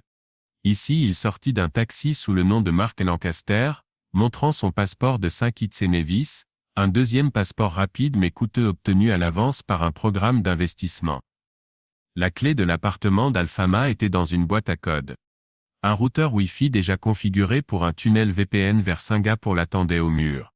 Pendant une semaine, il apprit à marcher le long du quai comme s'il y avait toujours vécu. Pastel de nata le matin, un minuscule expresso, le rugissement de l'Atlantique derrière l'oreille. Le soir il écrivait du code pour un projet open source sous le pseudonyme Blue Delta. Personne ne savait que le nouveau contributeur qui avait soumis le correctif à la bibliothèque de chiffrement dirigeait autrefois une entreprise de 100 ingénieurs. Il ne se cachait pas du monde, mais il effaçait les étiquettes par lesquelles le monde l'avait trouvé auparavant. Le téléphone avec la carte SIM américaine envoyait un bref ping via Tor une fois par mois, suffisant pour que l'avocat confirme. Oui, le client est vivant, oui il lit les rapports sur la santé des enfants, oui il paie l'école. Tout le reste disparut. Les réseaux sociaux furent gelés, les anciennes boîtes mail redirigées vers /dev/nul. 3 mois plus tard, Alex franchit la frontière vietnamienne avec un visa électronique, puis prit un bateau pour l'île de Phu Quoc. Sous le toit de palme d'un espace de coworking, il écrivit le prototype d'un service qui vérifie anonymement les fuites des pare-feux nationaux. Il buvait du jus de canne à sucre le jour et dormait au son des geckos la nuit. Le nom sur le registre de la villa était George Ray. Il soignait sa solitude par la routine de courtes courses, des baignades à l'aube, un plan de projet de 40 tâches, un demi-million de dollars dans un fichier appelé Venture Alpha XLSX au cas où l'idée décollerait. Le reste était dans des fonds indiciels et du bitcoin dispersé parmi des portefeuilles matériels cachés dans le triple fond d'une lame de rasoir dans un carnet rempli d'eau dans un coffre-fort de Lucerne. Le premier hiver sans neige passa tranquillement. En janvier il reçut une lettre de rapport de Lewis. Ethan marqua son premier home run, Lily gagna un concours d'essais scientifiques. Max réalisa un court-métrage sur son iPad. Alex alluma la vidéo. Le plus jeune fils riait, répétant hors champ, encore une prise. L'intonation exacte de son père. Son cœur se serra, mais les larmes ne vinrent pas. C'était comme si des murs supplémentaires étaient apparus à l'intérieur, et que chacun retenait sa propre pression. Au printemps, il déménagea à Kyoto. Il loua un petit machia avec un jardin, une pelouse de mousse dans la cour, une lanterne de pierre, un petit bassin avec des carpes qu'on pouvait nourrir sans dire un mot. Sous le nom de Takeshi Morris, il assista aux cours de l'école culinaire locale, couteau, bouillon d'ashi, cérémonie du thé. Ses doigts s'habituèrent à couper les légumes plus précisément qu'ils n'avaient autrefois coupé le code. L'ordinateur portable contenait encore 3 calendriers. Celui de la famille avait disparu, il ne restait que celui de l'entreprise et celui des libertés renommées qui est Horizon. Il contenait des rappels, payer les frais d'inscription de Lily à l'université, renouveler l'assurance des temps, renouveler les visas. Chaque élément confirmait le statut. Un père restait un père, même si son nom sur la boîte aux lettres sonnait différemment. Parfois il se surprenait à penser, et si un matin il commandait une madeleine dans un café et entendait un rire familier derrière lui. Mais le rire ne vint pas. Le passé était retenu de l'autre côté de l'océan, derrière des sceaux légaux et des mots de passe à plusieurs facteurs. C'était l'étrange liberté. Tu deviens une personne sans retour et sans attente. Ton présent est une feuille sur laquelle l'ancienne encre n'est plus lisible. Bon. À l'anniversaire de l'accord, Alex grimpa au sommet de la colline de Nara. En haut, Kyoto s'étendait comme une carte d'origami pliée. Toit de temple, portail torii rouge, la fumée paresseuse de la cuisine domestique. Il sortit un petit panneau en bois d'éma et écrivit « Pour ceux que j'aime que leur monde soit plus honnête que le mien ne l'était ». Il accrocha le panneau au crochet, baissa la tête et expira. Son corps se souvenait encore du poids de cette dinde de novembre, des pattes de plomb entre les phrases, des enveloppes de cire. Mais l'air au-dessus de la forêt sentait le camphre et le pêne brûlé, et il n'y avait pas une seule fissure sous ses pieds. La nouvelle vie ne promettait pas l'oubli, mais elle offrait la transparence. Chaque seconde n'appartient qu'à toi si le passeport ne se soucie pas de qui tu étais hier. Alex descendit les marches de pierre, lentement, sans hâte, sachant que l'adresse de la prochaine maison était déjà écrite dans une note chiffrée, et que le passé resterait là où il était scellé avec de la cire dans un pays étranger appelé Ancien Foyer. En avril 2008, après ce dîner, une brève nouvelle parvint au Connecticut. Un capital d'encre lance un fonds de 400 millions de dollars pour l'écosystème technologique du Nord-Est, avec siège dans la banlieue de Fairfield. Le communiqué officiel indiquait Colin Castor, associé directeur. Il n'y avait pas de photo du directeur et sa biographie était sommaire. Stanford, plusieurs brevets, sortie précoce de la vie opérationnelle. La ville, habituée aux investissements locaux banals, bourdonnait. En 6 mois, Inc. racheta les entrepôts délabrés d'une ancienne usine de câbles, commissionna des architectes japonais pour concevoir un campus de verre et offrit à l'école d'informatique de l'université de Fairfield une subvention pour un nouveau département d'éthique cyber dans les systèmes distribués. La rumeur que le milliardaire Lancaster se montrait parfois sur les chantiers acquit rapidement des détails. Il arrive dans un Defender gris mat sans plaque d'immatriculation d'État, parle aux entrepreneurs sans sécurité, et ne se laisse jamais filmer. Les ouvriers l'appelaient simplement Monsieur L. Il avait un léger accent oriental qui troublait les observateurs et l'habitude d'écouter jusqu'au bout avant de répondre. Dans un café de l'autre côté de la rue, une barista remarqua que cet invité laissait toujours des pourboires en espèces sous une tasse vide, et qu'il n'avait pas de réseaux sociaux sur son téléphone, seulement une application de livre avec des hiéroglyphes. Susan Carlisle observait la transformation de l'usine depuis la fenêtre de sa citrine vintage. Elle vivait encore dans la maison de Holly Street, mais cette année avait terni les meubles riches, et le téléphone était maintenant silencieux plutôt que de sonner. Ses anciens partenaires avaient gardé leur distance après l'histoire du scandale familial et des fondations douteuses. Dans les cercles caritatifs, Susan était stigmatisée pour avoir donné de l'argent qui n'était pas le sien. Les dons avaient dû être rendus. Sa réputation était comme une robe après blanchiment. Elle ne fut pas invitée au nouveau parc industriel. Son ancien badge du conseil d'administration de l'université avait expiré depuis longtemps. Elle se rendit sur le chantier comme pour vérifier si elle pouvait retourner l'appel téléphonique qui avait autrefois pris son fils. Emily Carlisle était maintenant revenue à son nom de jeune fille, Thorne. Après son divorce, elle survivait depuis 1 an avec une pension alimentaire et les restes de sa start-up, mais aucune société de capital risque de l'État ne voulait risquer d'entrer en relation avec une fille qui avait été décrite dans les tabloïds comme l'épouse d'un entrepreneur et de son parrain. Un clic révélerait un collage de photos de tribunal et de diagrammes ADN. Le dernier chèque d'Ange était arrivé anonymement, mais les conditions exigeaient un contrôle total par le fonds donateur. Emily refusa, déclarant dans une interview que tout capital sans visage transparent est toxique. Après cette remarque, les investisseurs disparurent complètement. Elle enseignait le X-Design dans des cours du soir et vivait dans un studio de maison de ville loué en dehors de la ville. Les enfants, qui étaient adolescents, faisaient la navette entre les 2 maisons. Selon le tribunal, Alex n'avait la garde physique qu'en été, mais l'argent était régulièrement déposé sur les comptes fiduciaires chaque trimestre, et les cartes dépendaient non de l'humeur de la mère, mais de l'algorithme. Le père Mark perdit son emploi de conseiller financier quand il fut révélé qu'il avait approuvé un virement vers le conseil Briarwood depuis le compte familial. L'accusation ne trouva aucun crime, mais la banque annula le contrat pour des raisons de risque de réputation. Mark vécut sur ses économies pendant 1 an, puis vendit le bateau puis la cave à vin. Finalement, des rumeurs commencèrent à circuler dans le pub local que le vieux Carlisle demandait des paiements jusqu'au jour de paie, qui ne vint jamais. La maison devint une chambre louée au-dessus d'un atelier de batelier. L'odeur de vernis remplaça l'odeur du journal qu'il lisait autrefois au dîner. Au milieu de l'été, le parc technologique révéla son nom, Niagara Labs. Une bannière dans les chevrons rappelait une photo de famille prise près des chutes un an avant l'événement. La presse fut invitée à l'ouverture, mais au lieu de M. Lancaster, le directeur exécutif, un Kenyan poli avec une éducation de Stanford, prit la parole. Il donna un bref discours sur le droit de la région à une seconde chance technologique, et présenta à l'université un chèque de 40 millions.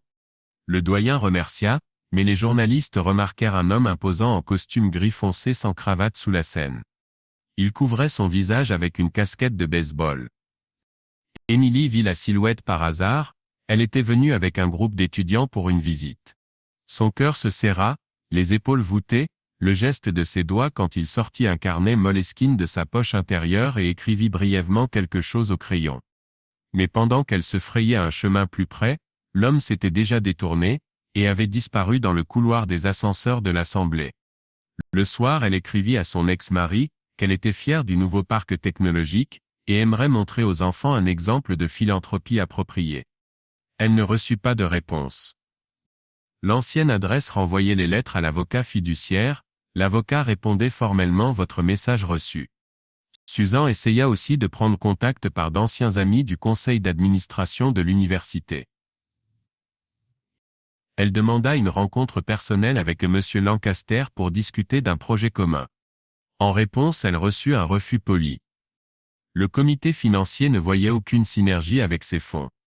Elle froissa la lettre, mais la nuit retourna au moniteur, trouva le numéro du courtier et demanda s'il pouvait découvrir le vrai nom du bénéficiaire.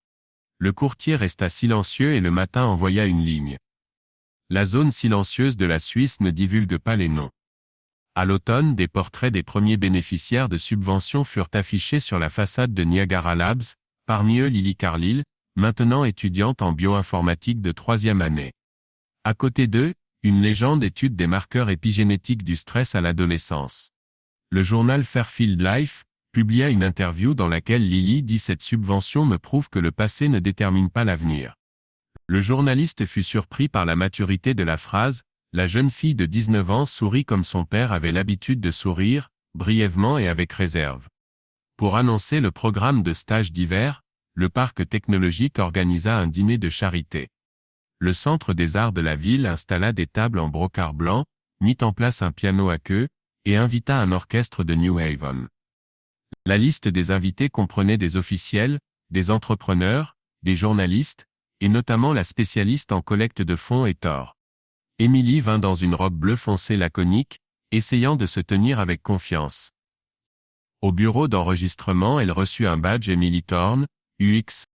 Levant les yeux, elle croisa le regard d'un homme avec un demi-masque gris sur le visage, le code vestimentaire thématique, Tech Ball.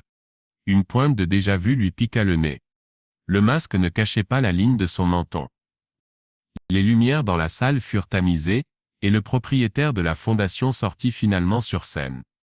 Pas de masque, cheveux courts et foncés, déjà légèrement gris aux tempes, sourcils droits, yeux couleur de glace fondue. Le smoking lui allait parfaitement, mais sur sa poitrine était une petite épingle en argent.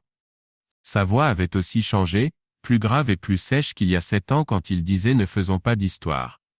Mesdames et messieurs, commença-t-il il y a 7 ans, j'ai dû apprendre que chaque code et chaque famille a besoin de transparence. Aujourd'hui je rends cela à la ville sous la forme d'un espace où de jeunes scientifiques et ingénieurs peuvent construire leur avenir sans crainte de manipulation. Niagara Labs est l'endroit pour un second essai. Il ne parla pas longtemps, comme s'il se dépêchait d'aller au point. La salle était silencieuse, même les cuillères se figèrent au-dessus des assiettes. Susan, assise au bout de la route à côté d'une connaissance âgée, blanchie, serrant sa serviette. Marc ne se montra pas. Il était déjà dans une clinique de désintoxication locale, mais dans l'enregistrement du stream, il regarderait plus tard le discours 3 fois, ne disant pas le nom de son fils, sirotant seulement de l'eau amère dans un gobelet en papier. Quand Alex finit son discours, il descendit de la scène. Les invités applaudirent, quelqu'un tendit la main vers un téléphone, la sécurité demanda de baisser les caméras. Emily saisit le mouvement, bloqua le chemin. Ils se tenaient face à face, Seul le demi-masque sur son visage cachait la moitié de ses joues, mais pas ses yeux. « Tu es de retour » dit-elle dans un murmure. « La ville avait besoin de moi » répondit-il. « Et nous alors ? Vous aviez besoin de sécurité et de liberté plus que de ma présence. » Il parlait calmement, sans malice. Émilie hocha la tête comme si c'était exactement la réponse qu'elle attendait. « Je cherchais un emploi dans votre fondation. » Personne n'a fait le lien entre les noms. Les meilleurs candidats passent toujours par le portfolio, dit-il, et adoucit un peu sa voix. Sanger a repris au général chez Niagara Labs. L'équipe décidera à partir de là, pas moi. Elle força un sourire de gratitude et recula d'un pas, tenant toujours le verre, mais ne se souvenant pas de ce qu'il contenait. Susan essaya de se lever pour s'approcher, mais ses jambes cédèrent et elle dut s'appuyer sur le dossier de la chaise. Alex croisa son regard. Pas d'hostilité, juste une sentence d'il y a longtemps. Elle baissa les yeux et resta assise, comme une écolière qui avait raté un examen. Le concert continua, les serveurs servant un gâteau aux amandes. Alex disparut aussi silencieusement qu'il y a 7 ans. Les lumières de la salle se reflétaient dans le vert sombre du Defender dans la rue. La voiture se dirigea doucement vers l'autoroute, et seul un regard attentif remarqua que le conducteur et le passager sur le siège arrière parlaient sans mots avec de simples gestes de la main. Les journaux du matin parlaient du milliardaire insaisissable qui était revenu pour restaurer la confiance dans la région. Un journaliste d'investigation de Hartford remarqua que le nom Lancaster était un anagramme de Carlis le Plussen. Il griffonna une histoire, mais son éditeur lui conseilla de ne pas transformer un triste scandale familial en chasse à un philanthrope qui versait déjà des centaines de millions. Alex choisit un loft spacieux de Brooklyn pour la rencontre qu'Anank avait loué comme espace de coworking temporaire. La pièce était délibérément nue, mur blanc, sol en béton, une longue table en bois, sans nappe, 4 chaises, une carafe d'eau et des tasses. Pas de formalité, pas de mur de presse, juste un endroit où ils pouvaient confortablement se regarder dans les yeux. Ils entrèrent un par un. Lily d'abord, elle n'avait pas beaucoup changé depuis ses photos d'université dans les journaux, sauf que ses cheveux étaient plus courts et son regard plus dur. Sous son bras était un ordinateur portable et un épais dossier marqué Épigène. Derrière elle marchait Ethan, portant un maillot d'université et un sac de baseball sur l'épaule, sa frange rousse ne couvrait plus ses yeux, ses mouvements équilibrés comme l'entraîneur qu'il était devenu. Max, le plus jeune, était maintenant une demi-tête plus grand que son père, sa chemise déboutonnée au col, un tatouage de robot pixelisé sur le bras. Personne ne s'embrassa. Lily hocha la tête, Ethan leva la main, Max cacha ses mains dans ses poches. Alex les invita à s'asseoir mais il resta debout, appuyant ses paumes sur le dossier de la chaise. « Merci d'être venu, » dit-il sentant sa gorge sèche. « Je sais que ce n'était pas facile pour vous de décider d'avoir cette conversation. » Lily ouvrit son ordinateur portable comme une sténographe. « Nous sommes venus parce que nous 3 avons décidé qu'il était temps de faire face à la réalité, pas au communiqué de presse. » Ethan ricana. « Et parce que votre assistant a envoyé des billets d'avion en classe affaires, cela sortit plus tranchant qu'il ne semblait l'avoir voulu, et Max poussa son frère du coude. Alex ne fit aucune excuse.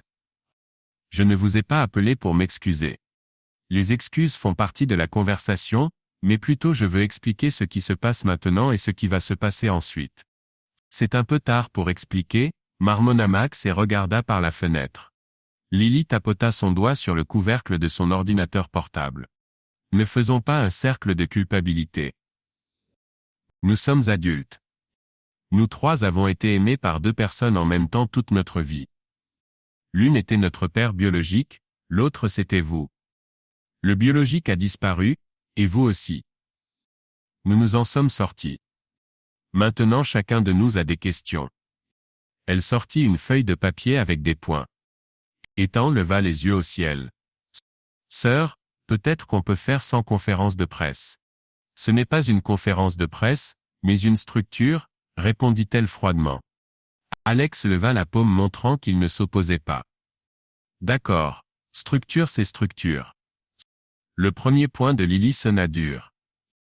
Pourquoi disparaître et ne pas vivre la situation ensemble, même douloureusement, mais franchement nous pensions que vous auriez le courage de rester. Alex s'assit, joignant ses doigts. À ce moment-là, j'avais seulement assez de courage pour me défendre. Tous les leviers légaux et financiers étaient contre moi. Pendant 13 ans, j'ai vécu sans douter que je construisais votre avenir. Quand il s'est avéré que les faits étaient différents, j'ai fait un choix. Sécuriser les ressources pour vous, retirer les conflits de la vue, et laisser de l'espace pour que vous grandissiez sans querelle.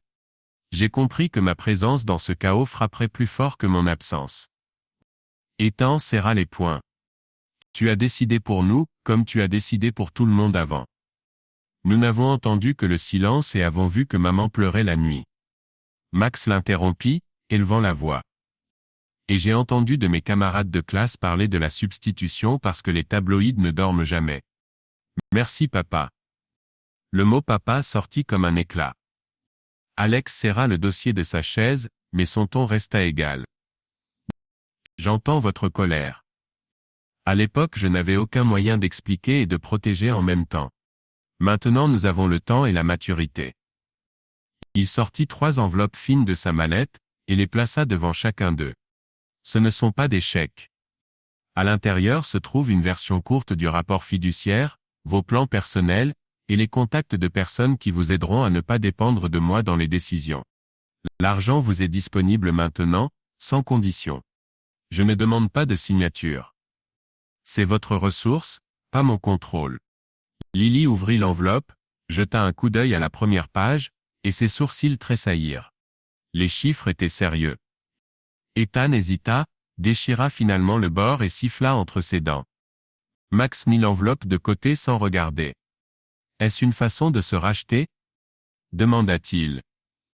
Non, c'est une dette, répondit Alex. Mais pas parce que je ne suis pas votre père biologique, une dette pour la distance.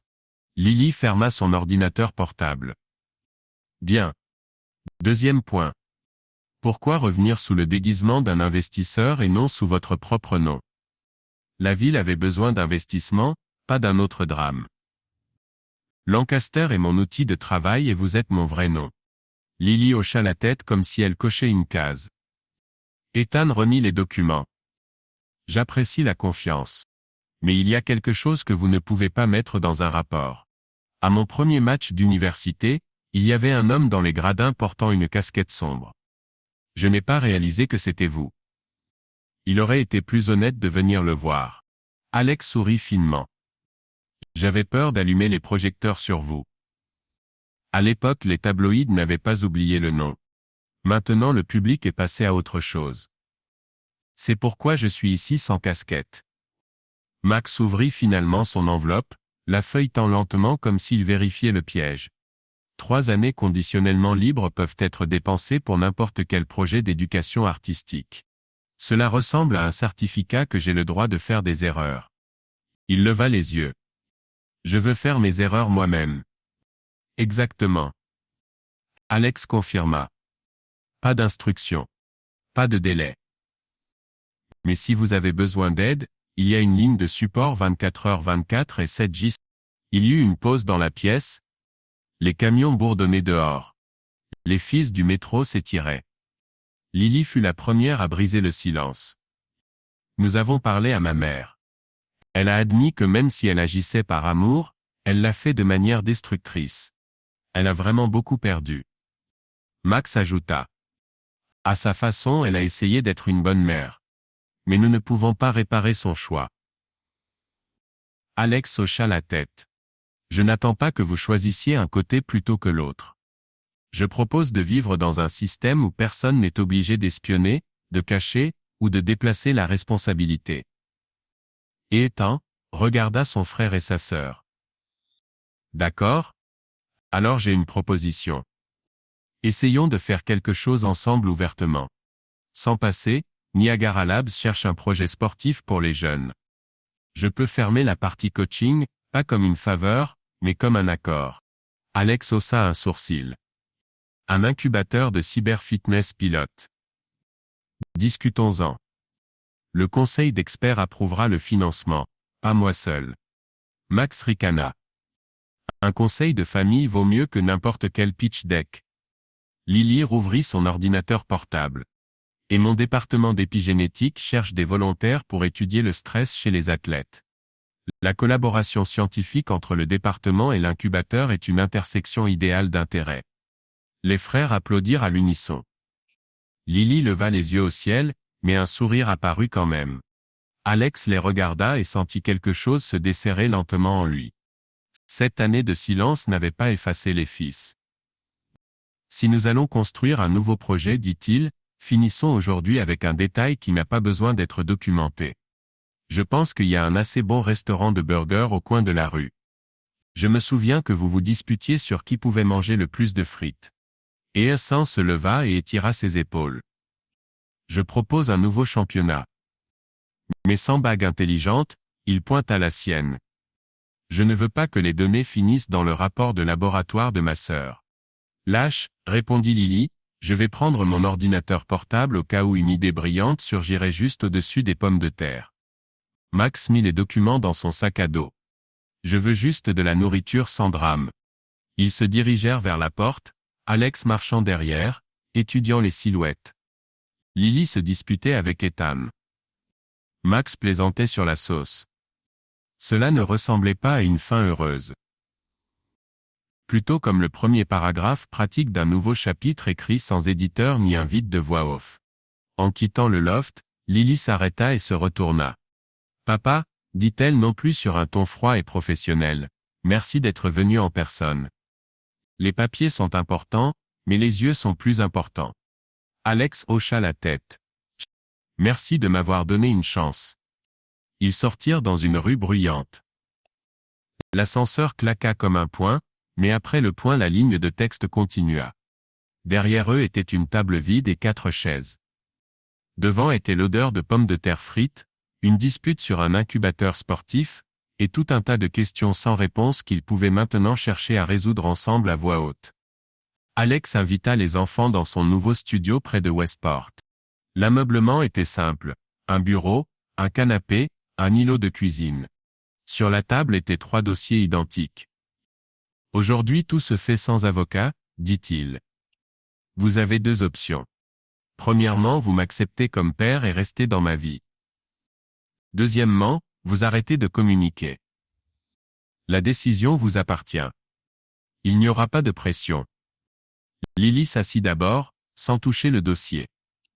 J'ai déjà fait mon choix. Je suis avec vous. Alors nous construisons une relation normale. Nous transformons les visites rares en habitudes. Nous mettons les dates importantes dans un calendrier commun. Elle tendit la main, et Alex serra sa paume. Ethan fit le tour de la table, prit le dossier, l'ouvrit, et regarda les pièces jointes. Un plan pour un projet sportif commun, un calendrier pour les futurs camps d'entraînement, les coordonnées d'un thérapeute. J'ai besoin de temps, dit-il. Je prendrai le projet, mais je reporterai les rencontres personnelles. Dans un trimestre, je vous dirai si je suis prêt pour les voyages familiaux et les vacances. Accepté, répondit Alex. C'est votre délai. Je ne vous le rappellerai pas. Max se tenait près de la fenêtre. Il tenait son téléphone regardant l'écran comme s'il attendait un message. Je ne sais pas, dit-il. Je n'ai pas de colère, mais j'ai un espace vide. Laissez-moi tranquille pour l'instant.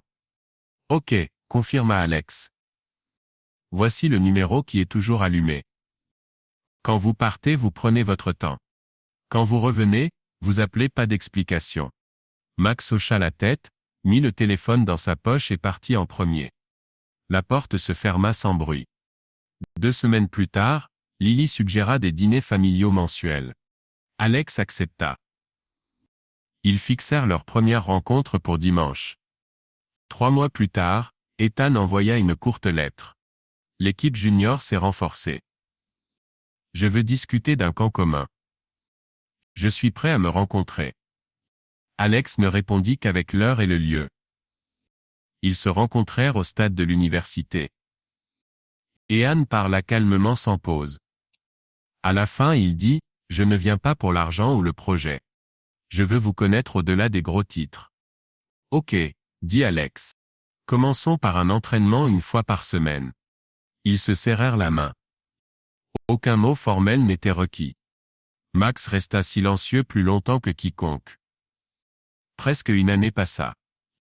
Un soir, Alex trouva une lettre dans sa boîte email personnelle. J'ai besoin de conseils sur un jeu sur lequel je travaille. Peut-on appeler M?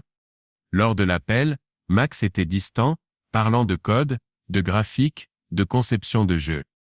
En guise d'adieu, il dit merci papa. Le mot sonna calme sans tension. Toujours là, répondit Alex. Un mois plus tard, Max vint à un dîner familial. Il fut lent à dire bonjour, mais il s'assit à côté de son père. Pendant une conversation sur la nouvelle version de son jeu, Max se tourna et dit « Considérez-moi de retour ». Il n'y eut pas de célébration. Alex hocha simplement la tête. Maintenant ils se rencontrent régulièrement, dîner, entraînement, conseils de recherche, discussions sur les mécaniques de jeu. La décision de chaque enfant resta en vigueur. Lily vint immédiatement, Ethan après le test, Max quand il réalisa que le test était fini. Ce qui leur importait n'était pas l'origine, mais comment une personne tient sa parole. Alex montra qu'il était prêt à être présent sans condition. Cela suffisait aux enfants pour déterminer eux-mêmes qui leur père restait pour eux. Dans les calendriers ce jour figurait comme jour de choix familial. Le marqueur de date est le 3e samedi de juin, proche du solstice d'été, mais pas lié à une fête officielle. Ils l'ont choisi ensemble. Lily suggéra la période entre les semestres. Et Anne nota que la saison sportive était en pause. Max voulait une soirée chaude pour la street food. Alex accepta sans objection. Il était seulement important que la date n'ait pas de bagages du passé. Le lieu était le niveau supérieur de Niagara Labs, une terrasse en béton, verre trempé autour du périmètre, table qui pouvait être facilement déplacée. Des modules de grill portables étaient placés autour du périmètre, avec des boissons fraîches sur une table et les ordinateurs portables et contrôleurs de Max pour une mini-démo de son jeu sur une autre. Aucun invité extérieur ne fut invité, juste les 4 Carly Slughorn et quelques amis proches des enfants. Lily arriva en premier, apportant un récipient de salade et la clé USB avec une présentation sur sa subvention. Ian apporta le camion de la fédération, rempli de balles et de machines de lancement. Il prévoyait de montrer aux adolescents de nouveaux exercices, mais il n'allait entraîner personne aujourd'hui. Max se montra avec un sac à dos contenant des lunettes VR et un haut-parleur portable. Alex cuisina des steaks, des légumes, et un gâteau sans bougie, personne ne voulait souffler sur les chiffres. À partir de cette année, pas de formalité. Alex ouvrit quand tout le monde fut rassemblé. Il y a 2 règles. Premièrement, chacun apporte quelque chose qui reflète son année. Deuxièmement, la journée se termine par nous enregistrant dans le prochain calendrier, seulement ce que nous voulons voir ensemble. Lily alluma le projecteur. Sur l'écran était une diapositive avec les résultats. Son laboratoire avait reçu un protocole pour des essais cliniques sur des volontaires. Elle parla calmement, sans entrer dans les détails, mais ses yeux brillaient. Elle finit brièvement. Merci à la Fondation pour l'équipement et à mon papa pour sa patience quand les données ne correspondaient pas. Et Ethan sortit une batte de baseball avec un autographe doré sur le manche. Il raconta que les juniors avaient gagné leur premier tournoi régional. Il décida de donner la batte à Max comme trophée pour la direction virtuelle, recevant une tape discrète sur l'épaule en réponse. Max lança une version démo du jeu sur le projecteur, un robot de construction transporte des ressources autour d'un parc technologique. Les graphiques sont encore bruts, mais Ethan et Lily rirent quand ils virent le personnage principal courir à travers les couloirs familiers de Niagara Labs. Dans la prochaine version, j'ajouterai des niveaux avec un laboratoire et un terrain, promit le frère cadet. Quand le parc formel fut terminé, Alex distribua une carte à chacun. Lily planifiait une présentation conjointe à une conférence à l'automne. Ethan détermina les dates du camp familial pour les écoliers. Max préparait une visite VR du parc technologique pour les portes ouvertes. Si quelqu'un change d'avis, nous les effaçons. Les cartes sont gardées par vous, précisa-t-il. Puis la soirée continua comme d'habitude. Ethan grilla des steaks, Lily disposa les couverts, Max vérifia les haut-parleurs. Le soleil se couchait, la ville sous la terrasse allumait ses lumières. Les conversations touchaient le sport, les subventions, les plans de vacances. Des tensions surgissaient encore, Surtout quand Ethan lâcha une phrase sur comment maman est encore talentueuse quand elle n'est pas si prise dans les excuses. Ils acceptèrent sans se disputer. Tout le monde parlait à Emily, mais brièvement. Elle connaissait le jour familial et envoya un message à tous. « Je vous aime. » Les enfants le lurent, répondirent poliment, et c'était tout. Les ressentiments demeuraient, mais ils n'interféraient plus avec les discussions sur l'avenir. Tard ce soir-là, Max connecta le projecteur à une caméra intelligente, projetant un flux en direct d'un drone sur le mur, un panorama de Fairfield sur toute la largeur de sa façade de béton. Les lumières s'étaient multipliées en 7 ans, nouvelles start-up, nouveaux développements résidentiels, et campus universitaires élargis. Lily nota tranquillement, la ville grandit plus vite que le département d'économie l'avait prédit. Ethan hocha la tête, parce qu'il a eu un bon entraîneur, puis faisant tourner son verre dans ses mains il ajouta, « Et nous aussi. » Alex se tenait au bord de la terrasse. Derrière le verre, la soie du vent était à peine perceptible, mais le bruit de la ville montait en une bande lisse et basse. Il écouta les enfants se disputer sur les détails du modèle VR, Lily corrigeant la terminologie, Ethan faisant une blague sur les points de contrôle. Sans les observateurs extérieurs admiratifs, tout se passait naturellement et calmement. À un moment, Max s'approcha et tendit le deuxième contrôleur. « Veux-tu le tester ? Nous devons nous assurer que la caméra capture correctement les gestes. » Alex prit l'appareil. Lily leva la tablette, et puis viens à mon bureau, j'ai besoin de signatures sur le rapport biobank. Ethan pointa son téléphone, et souviens-toi, nous sommes sur le terrain demain à 7 heures. J'ai promis de ne pas être en retard. Alex regarda les trois à tour de rôle. Aucune confirmation ou phrase large n'était nécessaire. La connexion était établie. Chaque mission et chaque demande prouvaient que sa place dans leur vie était assurée sans le préfixe ancien. Il recula d'un pas, observa le panorama capté par le drone, la ville continuait de révéler de nouveaux points de croissance. « C'est une belle vue, dit Ethan. »« Et la compagnie aussi, » répondit Alex. Il alluma la manette, répéta le geste que Max lui avait demandé de vérifier, et vit sur l'écran comment un robot virtuel renvoyait le premier faisceau d'un nouveau niveau. Derrière les baies vitrées, de vraies grues travaillaient en mode nocturne soulevant les panneaux du prochain bâtiment du Technopark. Alex réalisa qu'il restait fort non pas seul, mais aux côtés de ceux qui avaient fait le choix d'être une famille sans égard pour l'ADN. La soirée se poursuivit avec les choses habituelles, tests de réalité virtuelle, signature de rapport, validation de formation. Mais derrière ces choses se dressait l'essentiel, la preuve que la liberté n'exclut pas la proximité. Merci d'avoir écouté jusqu'au bout. Soutenez-nous avec le bouton j'aime et partagez vos réflexions sur cette histoire dans les commentaires.